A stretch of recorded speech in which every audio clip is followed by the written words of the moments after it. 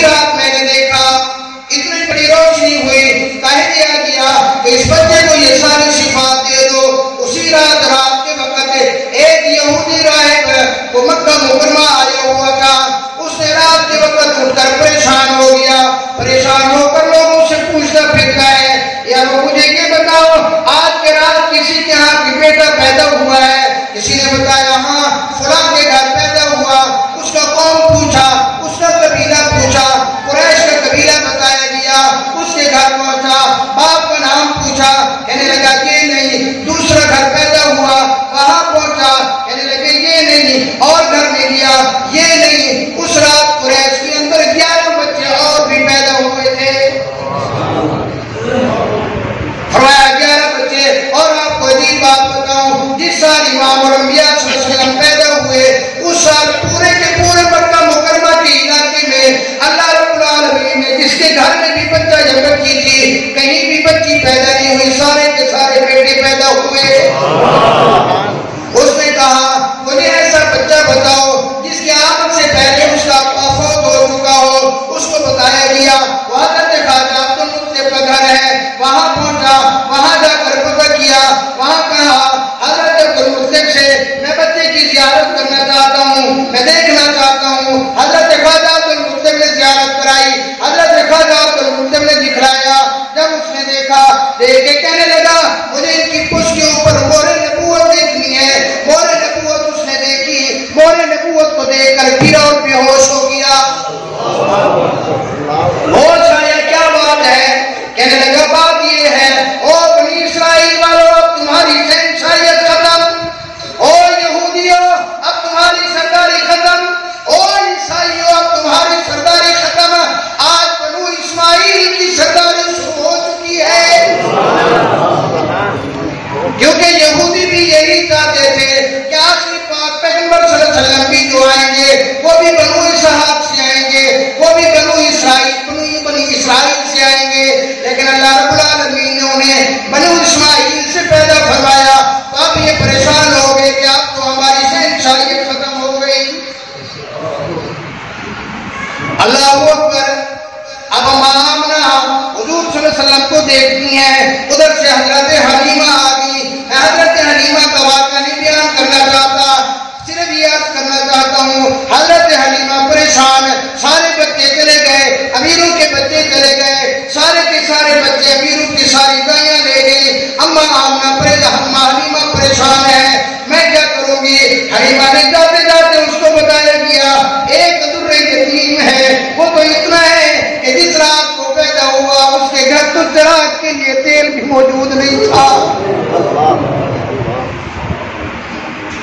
ایمان والو آج اپنے گھروں کے اندر تو دیکھو اللہ نے کتنی روشنیاں دے دی، اللہ نے کتنی نعمتیں عطا فرما دی، اللہ رب العالمین نے کتنی قسم کی نعمتیں دے دی۔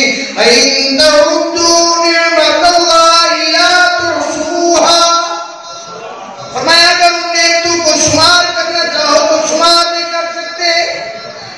لیکن سردار دو جہاں آ رہے ہیں، امام الانبیاء آ رہے ہیں، فرمایا جس رات کو تشریف لائے گھر کے اندر چراغ جلانے کے لیے تیل موجود نہیں۔ میں اپنے ذوق سے کہنا چاہتا ہوں اللہ کی قسم اللہ چاہتے تو چاند کو اتار کر حضرت آمنہ کے کمرے میں بھیج دیتے، اللہ رب العالمین چاہتے تو بڑے بڑے چراغ بھی جلوا دیتے، اللہ اکبر۔ لیکن قیامت تک آنے والے غریبوں کو یہ پیغام دینا تھا، غریبوں کبھی گھبرانا نہیں، یہ جو آپ کا سردار آ رہا ہے یہ بھی غریب ہو کے آ رہا ہے۔ امام الانبیاء صلی اللہ علیہ وسلم نے غربت کی زندگی گزاری، اور علماء نے لکھا ہے حضور صلی اللہ علیہ وسلم کی جو غربت اور فقر و فاقہ کی زندگی ہے یہ اختیاری زندگی ہے۔ اختیاری کا مطلب یہ ہوتا ہے کہ خود ہی آپ صلی اللہ علیہ وسلم نے پسند فرمائی ہوئی زندگی۔ ایک ہوتا ہے کہ کسی کو غیر اختیاری طور پر حالات اس کے ٹھیک ہیں، اس کے حالات ہی ایسے ہو جاتے ہیں۔ اختیاری کا مطلب ہے حالات ایسے نہیں ہیں، وہ خود ہی ایسا رہنا چاہتے ہیں تاکہ کل 15ویں صدی میں میرا کوئی غریب آ کر جس کے گھر میں ایک ٹائم کی روٹی نہ ہو وہ بچوں کو دیکھ کر پریشان نہ ہو جائے، بلکہ یہ کہے مولا جو مقصود کائنات تھا اس کے گھر بھی تو ہفتہ ہفتہ چولہا نہیں جلتا تھا. حضرت عائشہ صدیقہ رضی اللہ تعالیٰ عنہ فرماتی ہے فرمایا ایک رات امام الانبیاء صلی اللہ علیہ وسلم رات کا وقت ہے کروٹ پہ کروٹ تبدیل کر رہے ہیں کبھی اپنا پیٹ چارپائی کی اس طرف لگا دیتے ہیں کبھی اس طرف لگا دیتی ہیں. اماں پریشان ہوئی اٹھی یا رسول اللہ کیا بات ہے فرمایا عائشہ بھوک نے ستایا ہوا ہے چوتھا دن ہے آج محمد رسول اللہ کی جہاں ایک لقمہ بھی نہیں. چاہتے تو امیرانہ زندگی گزار سکتے تھے لیکن کل کو کوئی محمد عربی صلی اللہ علیہ وسلم کا غریب غلام یہ نہ کہے. اب یہاں تو تسلی ہو جاتی ہے کہ امام الانبیاء صلی اللہ علیہ وسلم نے جب ایسی زندگی گزاری تو ہم نے گزاری. نہ شکریہ کیا کرو اگر ایک وقت کا فاقہ بھی آ جائے تو امام الانبیاء صلی اللہ علیہ وسلم کی زندگی کا مطالعہ کر لیا کرو آپ کو اطمینان ہو جائے گی اللہ کا شکر ادا. بہرحال میں عرض کر رہا تھا حضرت حلیمہ نے کہا حلیمہ آ گئی حلیمہ بھی غریب جاتے جاتے حلیمہ نے کہا چلو ہے تو یتیم ہے تو غریب میں اس کی زیارت تو کرتے ہوئے جاؤں. میں حضرت حلیمہ نے آ کر حضرت آمنہ سے کہا آمنہ مجھے زیارت تو کرا دیں. جب حضرت آمنہ نے زیارت کرائی حضرت حلیمہ نے دیکھا اللہ اکبر کتنی حسین و جمیل بچہ جو چاند سے بھی زیادہ خوبصورت حسین و جمیل ہے. اٹھا کر بچے کو سینے سے لگایا علماء نے لکھا اسی وقت حضرت حلیمہ کا ایک بیٹا بھی تھا لیکن شادی میں دودھ نہیں تھا. جیسے امام الانبیاء صلی اللہ علیہ وسلم کو سینے سے لگایا اللہ رب العالمین نے سینے سے دودھ جاری کر دیا.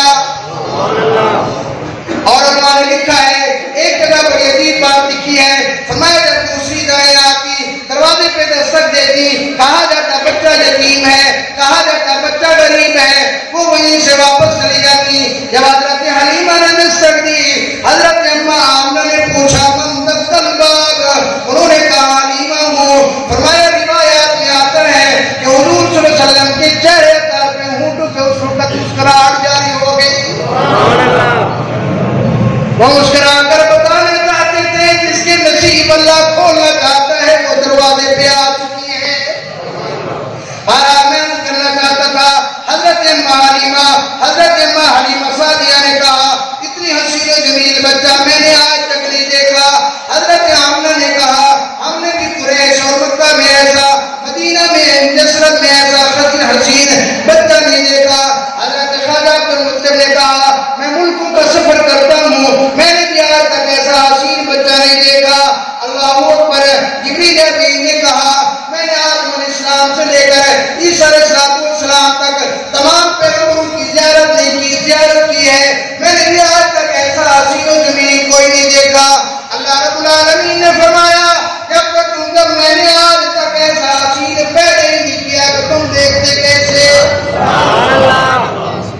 سبحان اللہ. ایسا ہے اب میں ایک بات